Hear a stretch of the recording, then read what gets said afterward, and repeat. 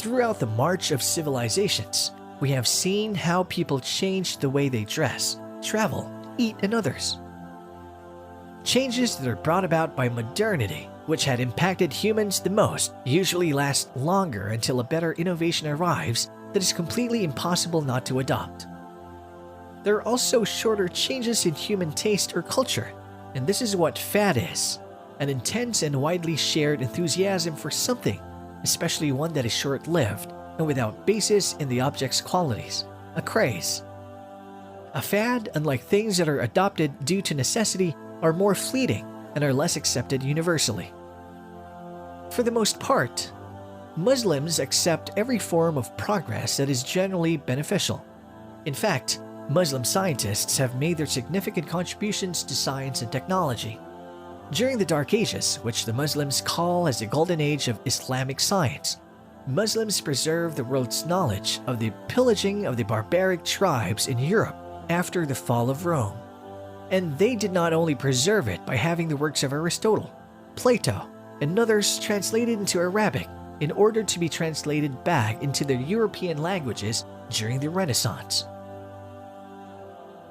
Muslims made significant contributions such as Al-Khwarizmi, the father of algebra, Ibn Khaldun, the father of sociology, Ibn al-Haytham, the father of optics and the modern camera, Al-Jazari, the father of robotics, and Sharif Idris, the father of geography. Non-Muslim writers, historians, and scientists would not call these 5 great men as fathers of their own respective fields if they did not sense in their work any sort of pioneering and foundation laying during the times when most European homes do not even have toilets or running water.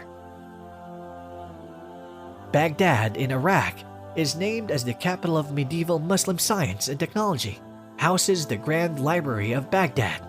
Founded in 754, the Grand Library of Baghdad, also known as Darul Hikmah, or the House of Wisdom, also serves as a public academy and intellectual center where scientists gather, debate, or collaborate to further their scientific endeavors. Muslim Spain, or Al-Andalus, is a Muslim territory that flourished between 711 to 1492 in the Iberian Peninsula, where Spain and Portugal are currently located. Muslims also made a lot of progress in this realm that rivals the Caliphate in Baghdad politically and scientifically. But Al-Andalus is more known for its architecture that remained the envy of Europeans until the present time.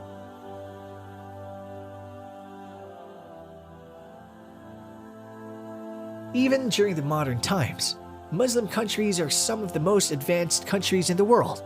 But many people are quick to ask that if Muslims are scientifically aware and are educated enough, then why Muslims have to stick to medieval practices such as the conservative way of dressing for women and keeping the beard for men? If Muslims are really not anti-science, why do they have to keep praying the same way their prophet prayed 1500 years ago? Why is there polygamy, capital punishment, and others? As Muslims, there is a simple answer to all of these. There is a huge difference between progress and decadence. Progress is defined as moving forward in methodology, technique, or even way of thinking, and this is something that Muslims have no difficulty adopting. In fact, Islam encourages the Muslims, both male and female, to educate themselves both in their religion and in the physical sciences. That is something that Muslims have no trouble adopting since the time of Prophet Muhammad up to the time of the Ottoman Empire, the last Muslim superpower, when the Muslim cities and armies are considered as the most advanced in the world. But the thing that Muslims fail to adopt is decadence, which lead people to conclude that Muslims hate progress because their women do not dress like the progressive modern women as they say. They say that Muslims hate progress as the men keep their beard on their faces and their genitals get circumcised in what anti-Muslims call as a form of genital mutilation. Decadence is defined as moral or cultural decline, as characterized by excessive indulgence in pleasure or luxury, and that is something that the Muslims have been trying to protect themselves against. Muslims believe that this world was meant as a testing ground for Allah to know who would believe and be righteous in his or her own deeds. Islam has already laid down the moral and spiritual foundation that no Muslim who is in his or her sound mind and religion would want to deviate from. Muslims stay away from vice, as Muslims know that each and every kind of these is from the traps of Satan that is meant to cause mischief in the land and pain and suffering to the doer of this vice. They say that there are some benefits in some of the vices, such as alcohol and gambling. But Allah said in the Quran, "They ask you about wine and gambling.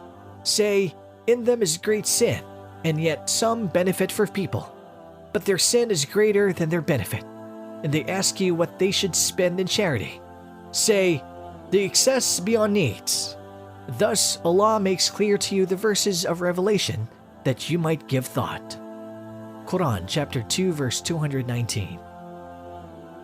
Progress or modernity are two different things from decadence. When the Roman Empire built roads and other infrastructures, that was progress. But when they build colosseums to have gladiators and wild animals fight to the death in it in order for the masses to forget the ailments of the society, that is decadence. The modern world have been neck-deep in trying to entertain the people while forgetting its self-preserving priorities in protecting life, religion, property, honor, and sanity of the public. These 5 things have been called as the goals of the Sharia, where Muslim ideologies, belief, and choices revolve, even in the modern world.